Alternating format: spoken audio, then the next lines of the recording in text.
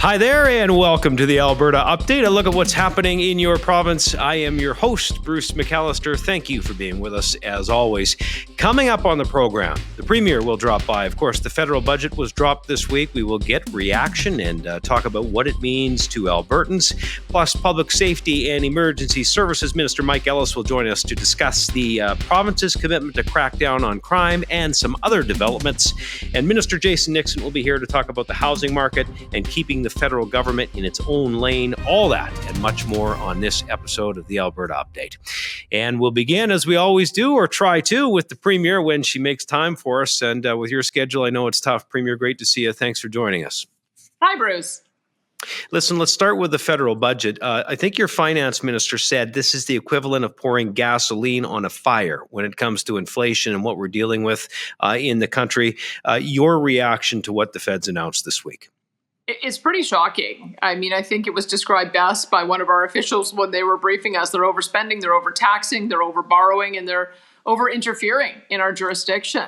In fact, I think Trevor Toome gave some analysis saying that if they had just held to the spending plan from 2022, they'd be running a surplus this year. I mean, that tells you just how much they're spending. And the problem is that when the federal government does overspend and they're adding more gasoline to this fire of inflation, it just means that it's going to cause the Bank of Canada to take a pause when it comes to reducing rates. And that is the most important thing to bringing affordability down, is that if we could have interest rates come down so that when people have to remortgage their homes, they're not going to have those extra mortgage payments. If we didn't continue to see the kind of inflation that we're seeing being caused by the carbon tax, as a for instance, then people would be able to find it more affordable to be driving to work and driving their kids to soccer practice, and it would cost less with all of the goods that we purchase, including the food in the grocery store. And so this is the real problem that we have, is that the federal government seems to have a disconnect, that when they're overspending beyond areas that are in their jurisdiction, not focusing on the areas they should be spending on, it really is just making life more unaffordable and harder for Canadians. To try to sell this budget as somehow having generational equity is the exact opposite of what it's doing. It's saddling future generations with a future that looks like more debt and more taxes. Well, let's pick up on the debt angle. I'll ask you one more. We could talk about this all day long, but when it comes to debt, I've read so many articles on this, so correct me if I'm wrong, as I'm sure you will. Are we now spending more on our federal debt than we are on healthcare in this country? And if that's the case, if that's correct, what are we going to do in Alberta to push back against all this? It is so wild. This is the problem when you have high interest rates and debt comes up for renewal. Then you have to pay those higher rates. And it's the same for a household when they're facing a mortgage renewal as it is for the federal government. So with their debt repayment right now, their interest charges have gone up to $54 billion, on their way to $60 billion. And they only spend $51 billion in the health transfer. So when you think about the things that you're foregoing by having this lump of money year after year after year that is going to purchase nothing of any value to anyone, that is really frustrating, because there are priorities that the federal government should be investing in. They should be investing in national defense. They should be investing in strategic infrastructure. They should have come up with some kind of program to replace the historic gas tax sharing program that they had based on the GST revenues. And so this is the real problem with the federal government, is that they seem to want to spend in provincial areas of jurisdiction without thinking of how they can spend money in a way that will actually increase productivity rather than dampen it. And that's a real problem. Well, they're clearly not learning from the courts, and that leads us nicely into my next question for you. A federal court ruling in Ontario confirming yet again that the federal government, as Bill C-69, the Impact Assessment Act, is unconstitutional, and this follows a very similar ruling from the Supreme Court. Are you hopeful that they might repeal this unconstitutional bill? Well, I think in some ways the die is cast here when the Supreme Court, which is sort of the ultimate referee of what the constitutional authorities are, comes down and chastises the federal government, saying this is not cooperative federalism. You cannot legislate in an area of provincial jurisdiction, change your law. I think we have an expectation that the federal government is going to change their law. So I think in this particular case, it was a highway project that Ontario wanted to be able to move forward on, and the federal government was interfering. We knew that they were going to do that. This is the reason why the bill was found to be unconstitutional in the first place, is it was getting into all kinds of areas that have traditionally been provincial jurisdiction. Anything that's within our borders should be decided by our provincial governments, and I think the Supreme Court has sided with us once again, so I'm glad to see that. And we had been told that the changes to that act were going to be coming through the Budget Implementation Act that they have at the federal level. So we wait and see. We hope that they're not trying to find some way of skirting around what the Supreme Court said and making us fight this all over again, because I think that would be disingenuous. Indeed. A couple of questions on the healthcare front, and I'll roll maybe two into one. Alberta's government, we know, has worked with the Alberta Medical Association on a new physician compensation model. What does that mean for primary care? And then some good news when it comes to attracting more doctors in the province. What we've been hearing from the doctors, and I totally appreciate this, is the administrative burden of doing a strictly fee-for-service type of model. And so we're trying to move to a point where we're helping them with some of their overhead and administration costs so they can hire more team members, helping them as they roster patients to be able to get some dollars to offset that, but also incentivizing them to spend time with patients face-to-face, as well as spend more time with patients who have complex needs. And we think that will deliver the best quality of care. What we would like to see is a patient panel size, a minimum of 500 patients, and then be able to give each doctor more money the more patients they take on. Because, for instance, there are some doctors in Central Alberta. I think one has a Central Alberta practice where he and his wife have over 4,000 patients between them, and they figured out a very efficient way of being able to get their patients through. And so those are the kind of things that can happen in a team-based practice. So we're very, very keen on creating incentives for doctors to increase their patient panels so that every single Albertan can have access to a family care practitioner. Hey, nurse practitioners are going to be part of the solution. I know you've been saying that for quite some time. Where are we on that front?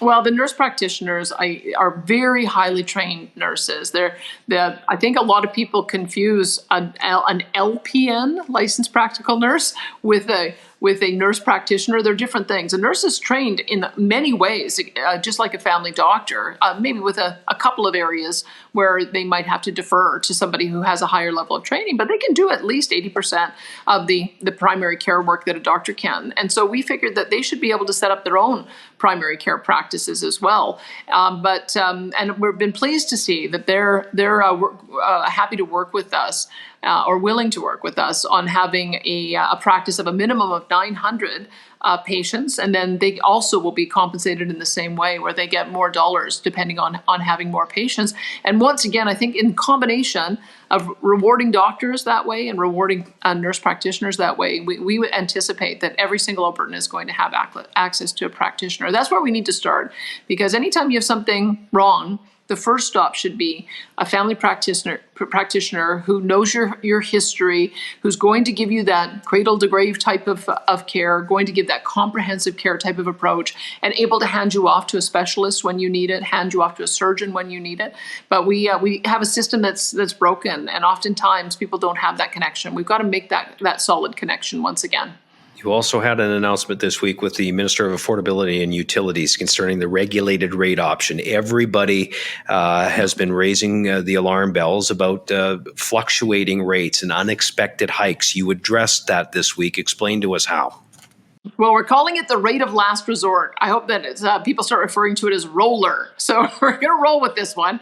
And it's the rate of last resort for a reason, because I think a lot of people who are unfamiliar with how electricity works, people who are maybe newcomers to Alberta, maybe they're renters, and so it's the first time getting a power bill. Maybe it's seniors who are accustomed to having the government regulate the rates for them. It gives the impression that they're protected if you call it the regulated rate option. It gives the impression that it's stable. It gives the impression that that's the responsible choice to make. And it's the exact opposite. It is volatile, and we saw that last year when rates went up as high as 32 cents a kilowatt hour.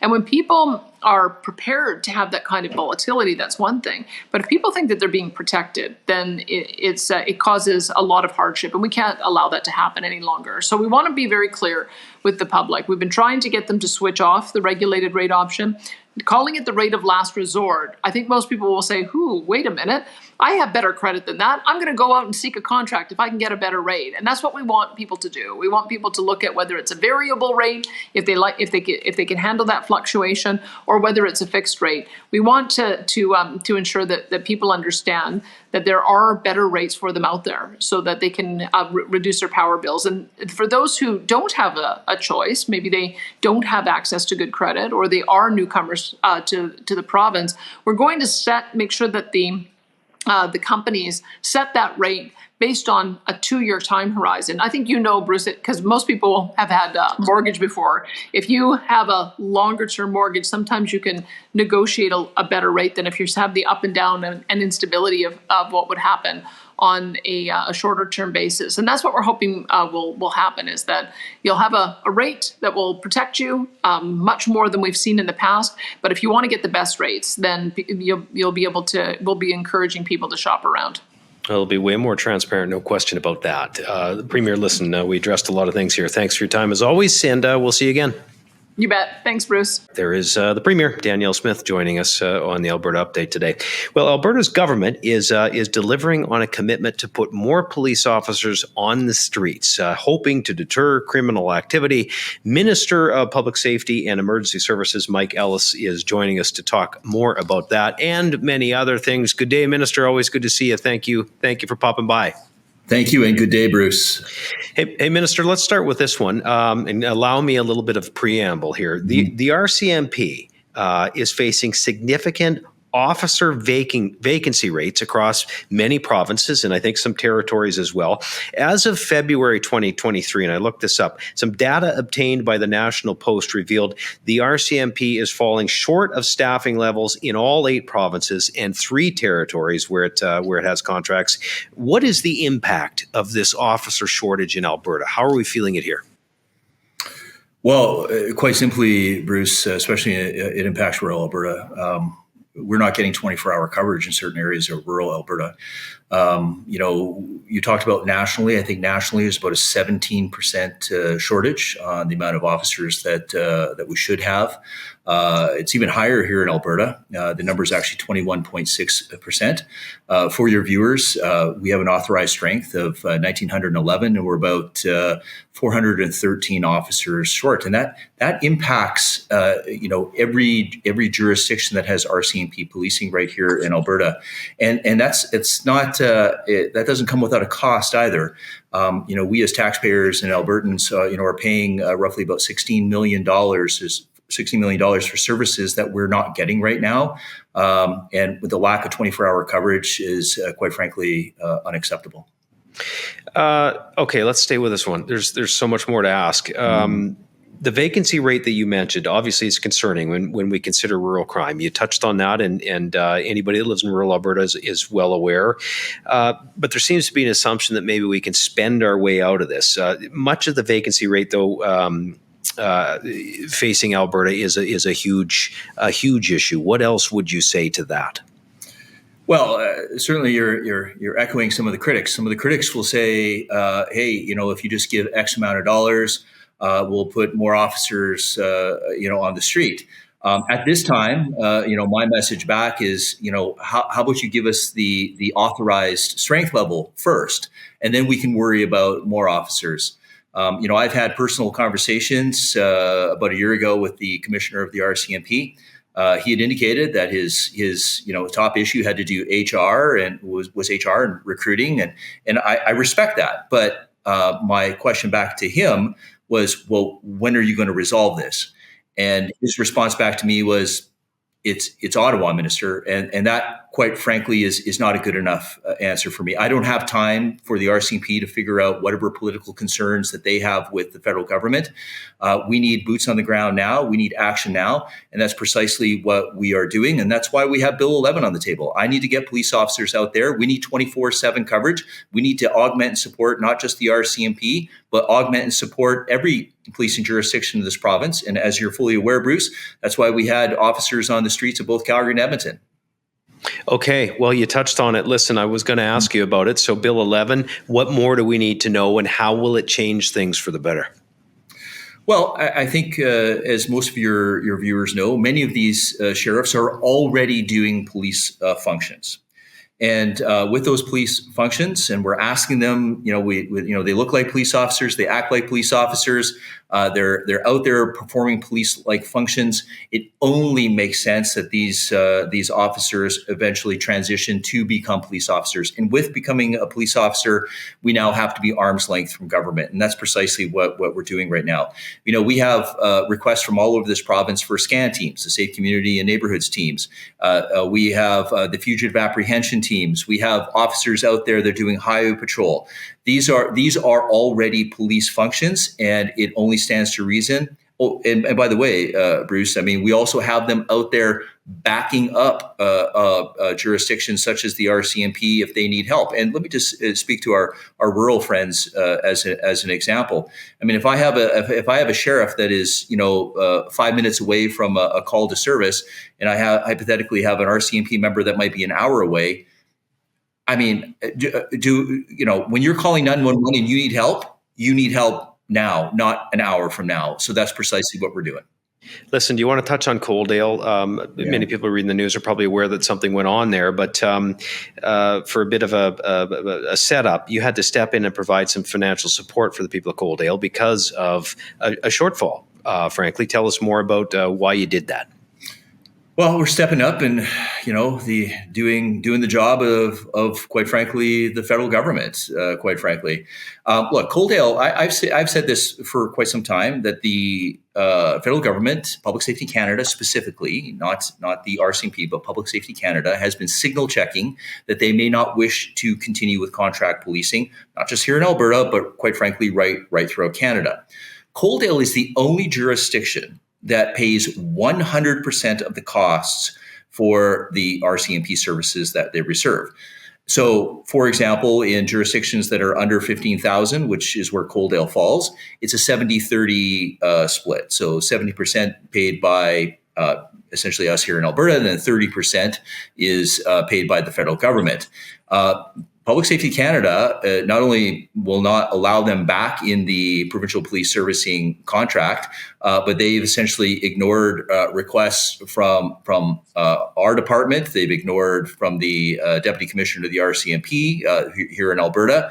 So if that isn't a clear signal check that they don't want to continue with contract policing, I don't know what is. However, that doesn't mean that Coaldale needs to be disadvantaged. So again, the Alberta government under the leadership of Premier Smith, we're stepping up to the plate and we're making Coaldale whole until Coaldale can decide exactly what they want to do with their policing services in their municipality.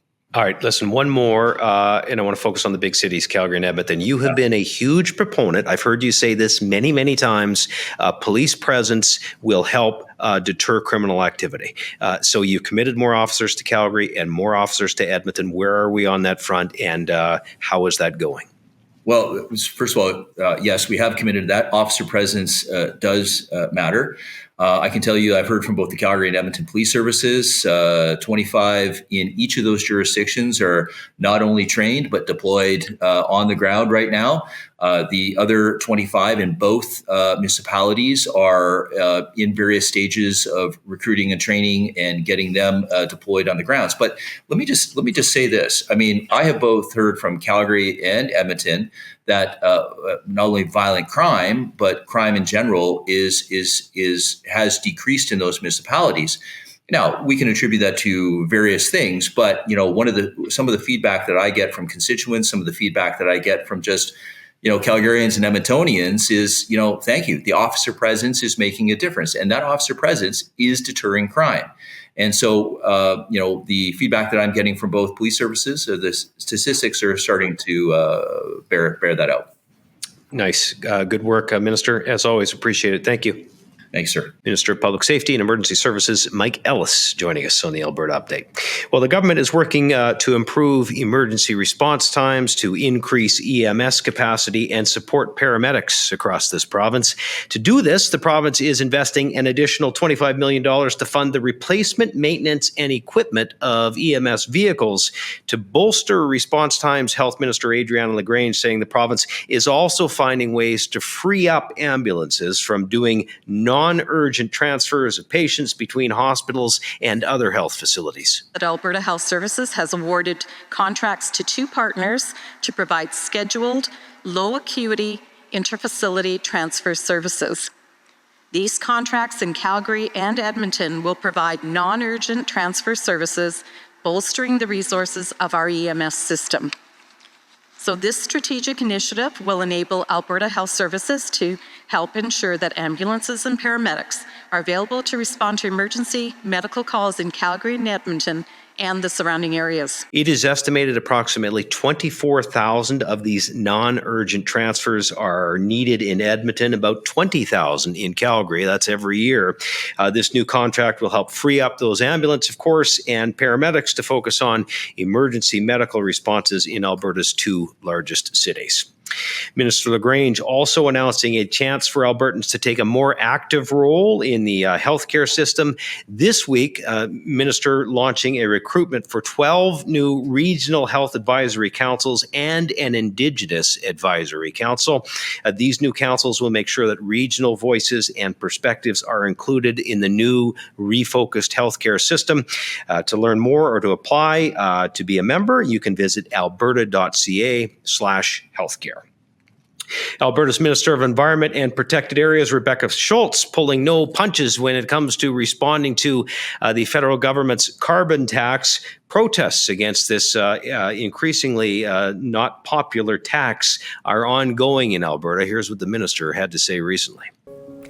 Canadians are losing patience with the carbon tax and the lies that Justin Trudeau, Stephen Guilbeault, and the federal NDP Liberal coalition have been telling Canadians.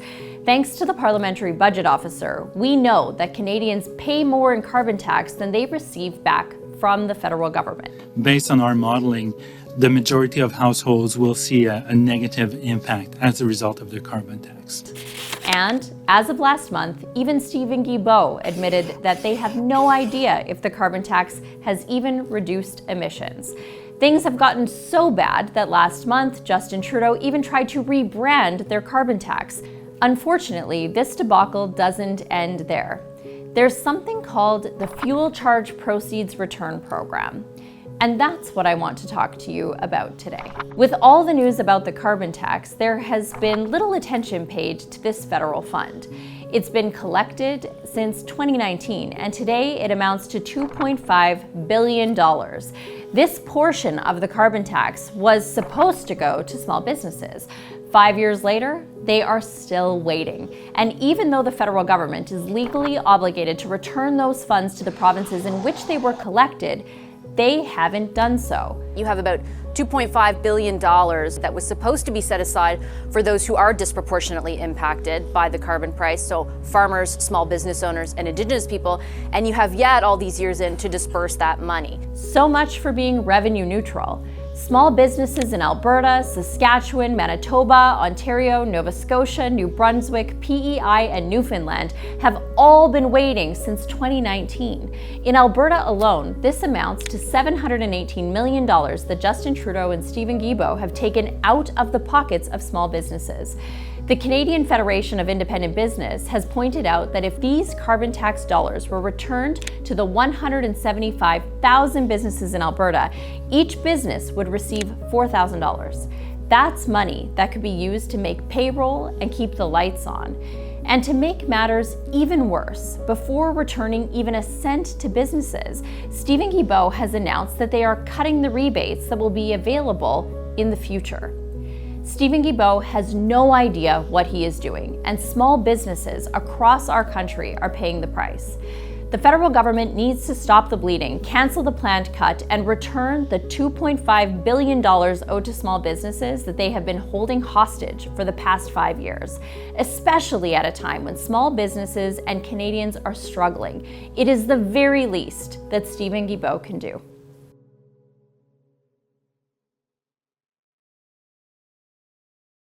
Now, just a couple of days ago, after the minister posted this video, the federal government finally announced in its budget that they would plan to return those promised funds. So some good work from the minister. Well, on top of the ongoing national inflation and affordability crisis are concerns, of course, over affordable housing. Alberta continues to have some of the most affordable housing costs in Canadians' major cities. No doubt, though, more housing and affordable housing solutions would help. Minister of Seniors, Community and Social Services, that is Jason Nixon, is here now to talk more about this. And Minister, we appreciate the time. Well, thanks for having me on, Bruce. It's good to see you. Let's start with this. Your government providing record funding to Alberta's 48 housing providers for operating community housing access across the province in 2024. What will it mean, Minister, for Albertans? We're, as you said, Bruce, in your intro, we're really focused on making sure we increase supply on both affordable and market attainable housing in our province.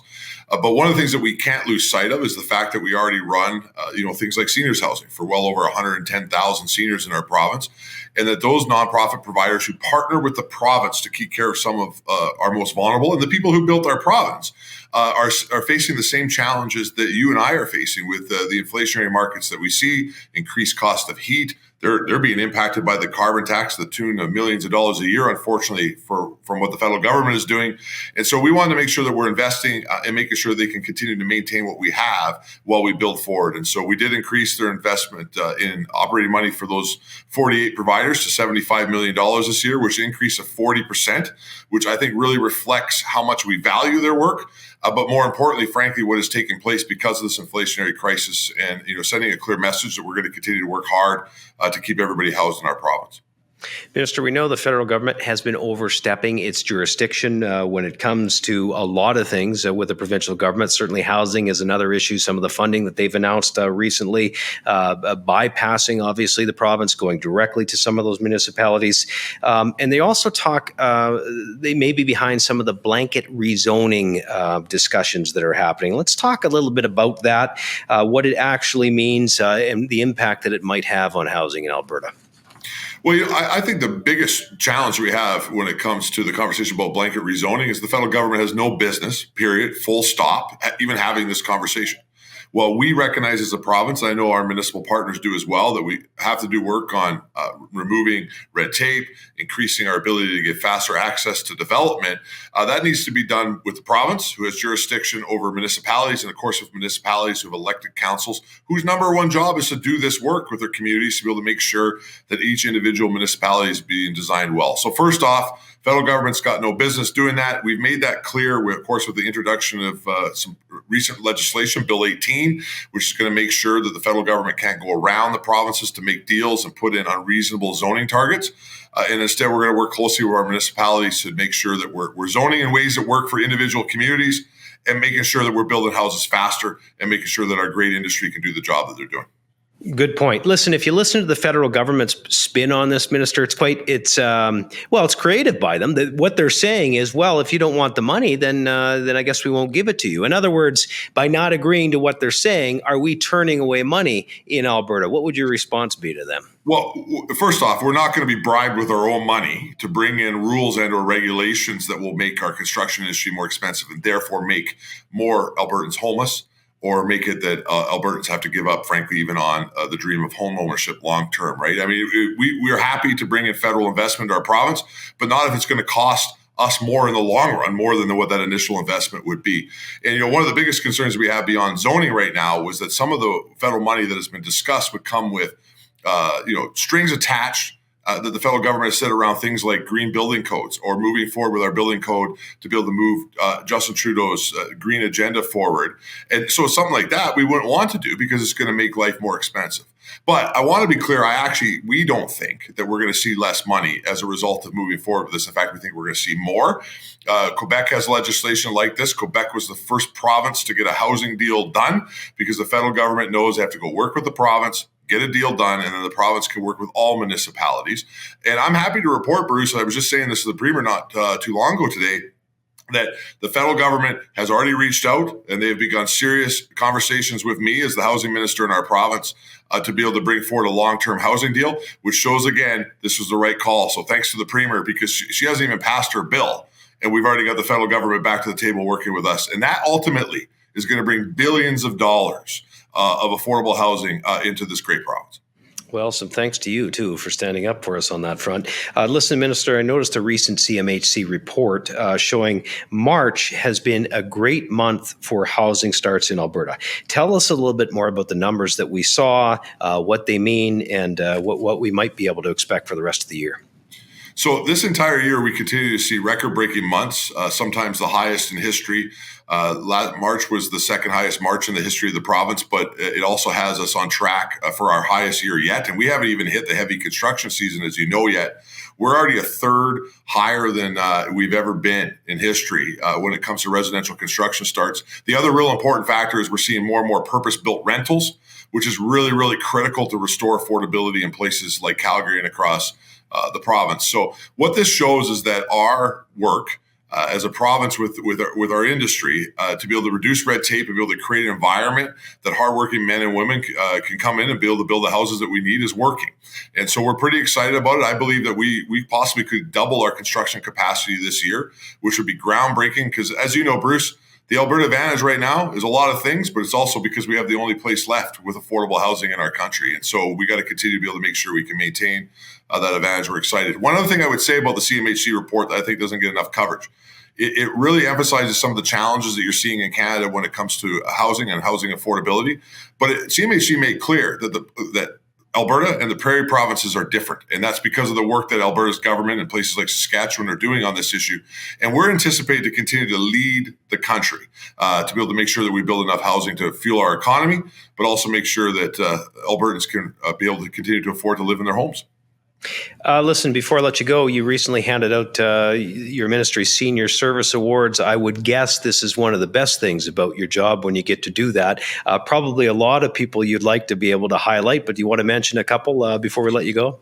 Yeah, it was a lot of fun to be able to recognize the hardworking organizations and people who work to care for seniors in our province. I will mention one of my favorites, which is in my hometown of Sundre.